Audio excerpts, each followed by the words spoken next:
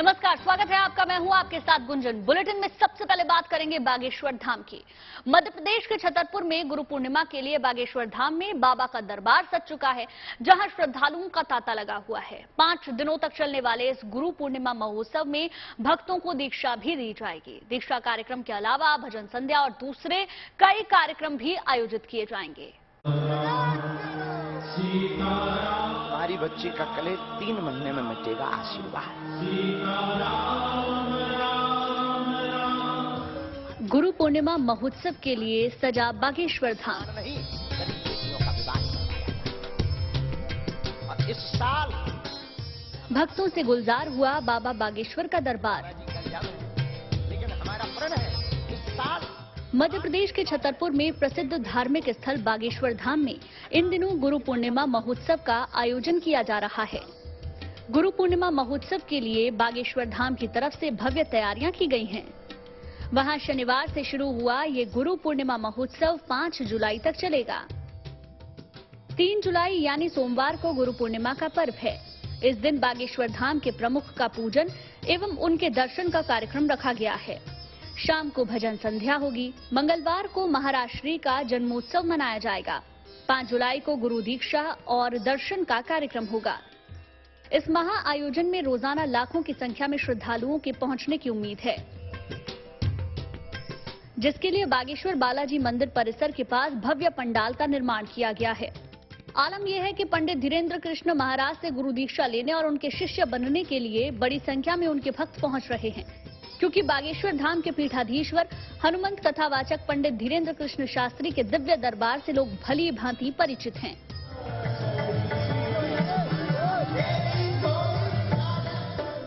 बाबा बागेश्वर के कथा कहने का ऐसा अंदाज है जो लोगों को खूब आकर्षित करता है। तुम्हारे पास अगर संकट है तो भारत के लोगों के पास संकट मोचन बागेश्वर हनुमान। जहां कहीं भी पंडित धीरेन्द्र शास्त्री का दिव्य दरबार लगता है, वहां भक्तों को अपनी पर्ची निकलने का सबको बेसब्री से इंतजार रहता है।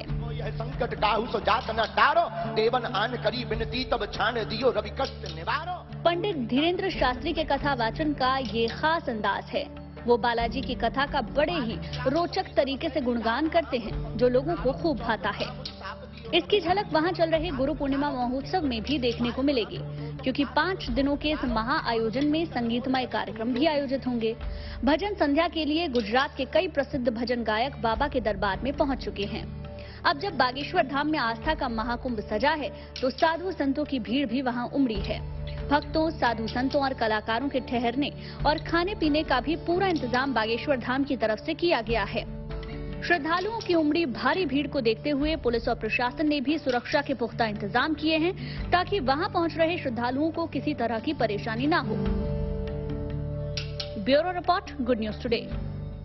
आइए चलिए आपको बताते हैं गुरु पूर्णिमा कब और क्यों मनाई जाती है। असल में आषाढ़ मास की पूर्णिमा को गुरु पूर्णिमा के तौर पर मनाया जाता है, क्योंकि आषाढ़ पूर्णिमा के दिन ही वेदों के रचयिता महर्षि वेद व्यास का जन्म हुआ था। महर्षि वेद व्यास की जयंती पर ही गुरु पूर्णिमा मनाई जाती है, इसलिए कुछ लोग इसे आषाढ़ पूर्णिमा या व्यास पूर्णिमा भी कहते हैं। इस बार कल यानी कि सोमवार को गुरु पूर्णिमा का पर्व मनाया जाएगा। सनातन धर्म में इस दिन गुरु की विशेष पूजा करने का विधान है, क्योंकि गुरु को ब्रह्मा, विष्णु और महेश के समान माना जाता है। और चलिए बात अमरनाथ धाम की। अमरनाथ यात्रा पर निकले महादेव के भक्त हिमलिंग के दर्शन के बाद खुद को धन्य धन्य महसूस कर रहे हैं। मौसम की चुनौती के बीच पहले जत्थे में शामिल 10,000 से ज्यादा श्रद्धालु इन दिव्य पलों के गवाह बने।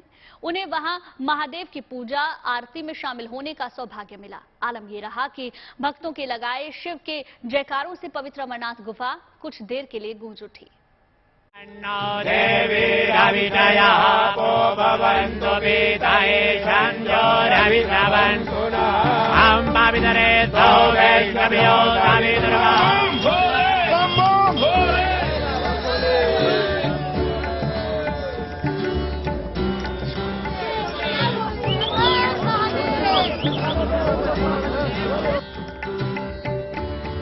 बाबा बर्फानी की पवित्र गुफा में गूंजा जयघोष।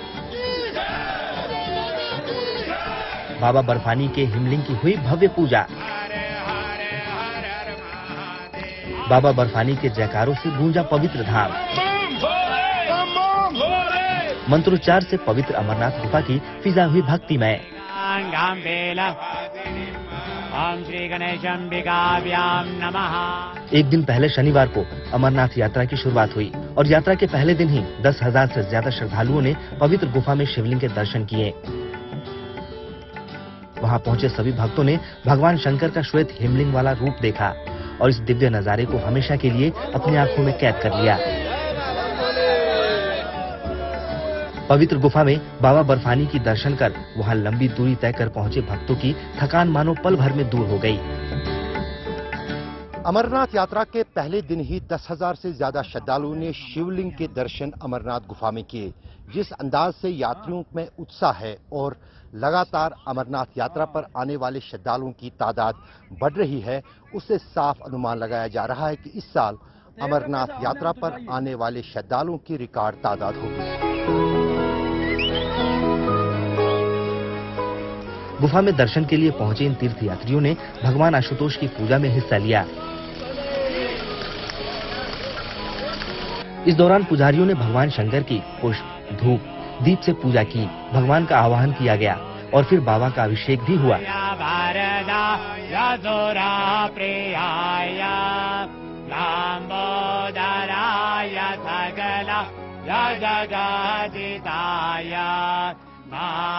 इससे पहले भक्तों की मौजूदगी में पुजारियों ने सबसे पहले गौरी शंकर की पूजा की। शिवसंकल्पमस्तु हरिः ओम् गणानान्त्वा गणपतिगो हवामहे प्रियाणान्त्वा प्रियपतिगो हवा। फिर वहां मौजूद भक्तों और पुजारियों ने भगवान शंकर की संगीतमय आरती की।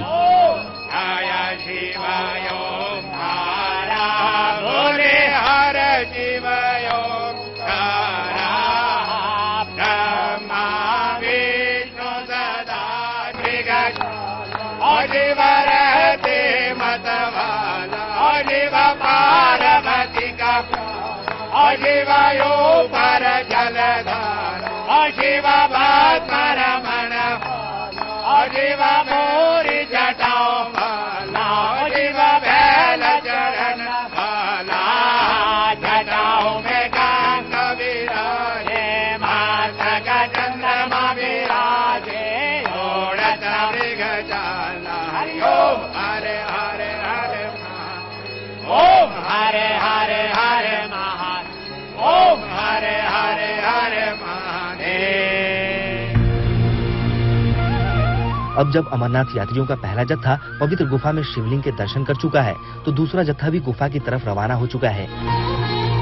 यात्रा मार्ग पर कुछ श्रद्धालु बर्फानी के दर्शन के लिए पैदल आगे बढ़ते दिख जाएंगे, जबकि बुजुर्गों के लिए यहाँ पालकी का इंतजाम किया गया है, जिसमें बैठकर वो दर्शन के लिए जाते नजर आएंगे। अपने कंधों पे बिठा के यात्रा को यहाँ तक पहुँचाते हैं, दर्शन कराते हैं। बालताल से गुफा से फिर बालताल, कुछ लोग वहाँ से पहलगाम से, चंदनवाड़ी से आते हैं। इस बीच घोड़ों, खच्चरों से यात्रा करने वालों की भी यहाँ बड़ी तादाद है। ठंडी हवा और बारिश की बूंदों के बीच लगातार आगे बढ़ते इन श्रद्धालुओं का जोश हाई नजर आया। हालांकि बालताल और पहलगाम बेस कैंप से अमरनाथ गुफा तक की पैदल यात्रा आसान नहीं है। ऊंचे ऊंचे पहाड़, हजारों फीट गहरी खाई और इन दोनों के बीच सकरा रास्ता। लेकिन अमरनाथ की पावन गुफा में बर्फ के रूप में विराजमान साक्षात शिव की असीम आध्यात्मिक शक्ति का असर ऐसा ही है कि ये मुश्किल रास्ता भी वरदान लगने लगता है।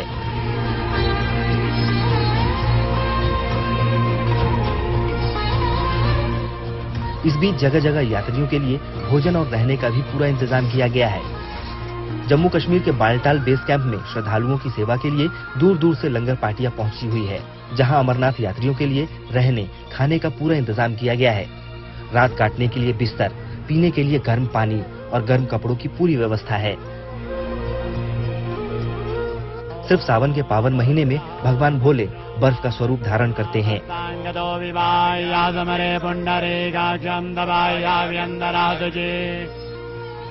यही वजह है कि बेहद ठंडी यात्रा होने के बावजूद साल में एक बार बड़ी संख्या में शिव भक्त बड़ी संख्या में दर्शन के लिए यहाँ पहुँचते हैं। बालटाल से अशरफ वानी के साथ bureau report, good news today. Amarnath यात्रा में भक्तों का जोश हाई बना हुआ है। उम्मीद की जा रही है कि इस बार रिकॉर्ड संख्या में यात्री पहुंचेंगे। इस बीच पहले जत्थे ने अमरनाथ गुफा में शिवलिंग के दर्शन किए। पहले ही दिन 10,000 से ज्यादा भक्तों ने भगवान के हिमलिंग के दर्शन किए। यात्रियों का दूसरा जत्था बेस कैंप से पवित्र गुफा की तरफ रवाना हो चुका है।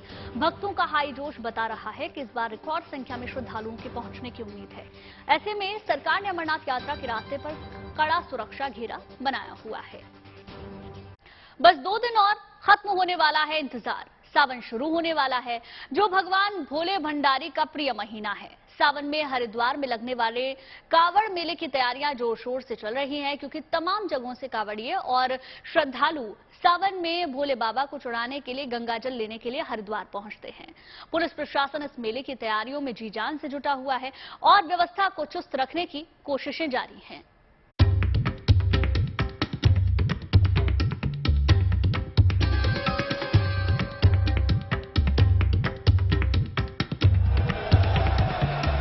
धर्म नगरी हरिद्वार में लगने वाला है बाबा भोले के भक्तों का मेला। सावन के इस पावन तीर्थ भूमि पर लगने वाला है कावड़ियों का रेला। सालाना कावड़ मेले के लिए धर्म नगरी हरिद्वार में एक बार फिर से जोर शोर से तैयारी हो रही है, क्योंकि केवल यूपी, उत्तराखंड और आसपास ही नहीं बल्कि देश के दूसरे हिस्सों से भी बड़ी संख्या में कावड़ियां यहां आने वाले हैं और सावन में भोले बाबा के जलाभिषेक के लिए यहां से पवित्र गंगाजल लेकर जाने वाले हैं। लिहाजा हर साल की तरह इस बार भी हरिद्वार में पूरे सावन भर देश के कोने कोने से आने वाले श्रद्धालुओं, तीर्थयात्रियों और कांवड़ियों का सैलाब उमड़ता दिखेगा।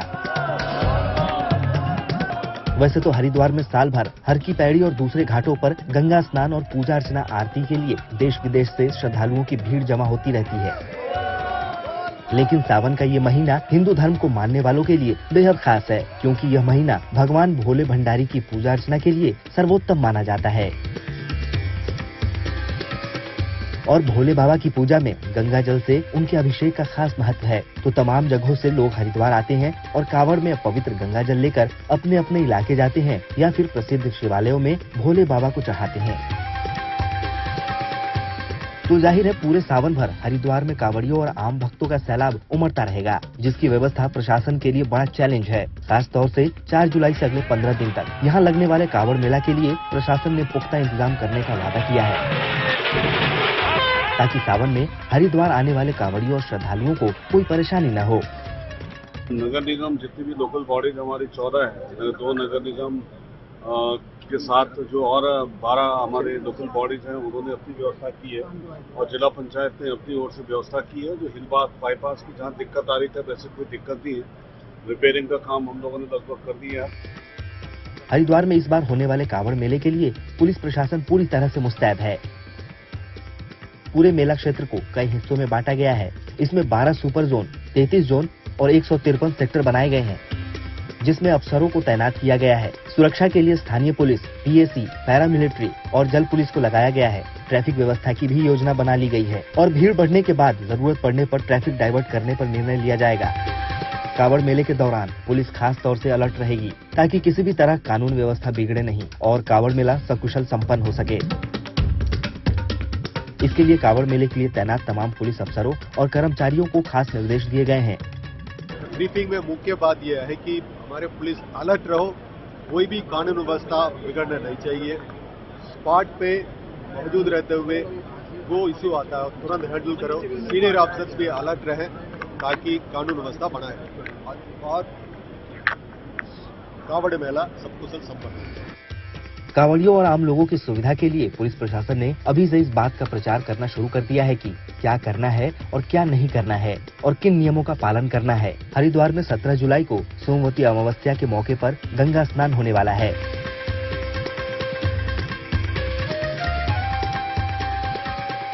इसके लिए श्रद्धालुओं की भारी भीड़ होने की संभावना है। इसको देखते हुए प्रशासन लगातार इंतजाम और तैयारियों में जुटा हुआ है। Mudit Agarwal, Haridwar, good news today.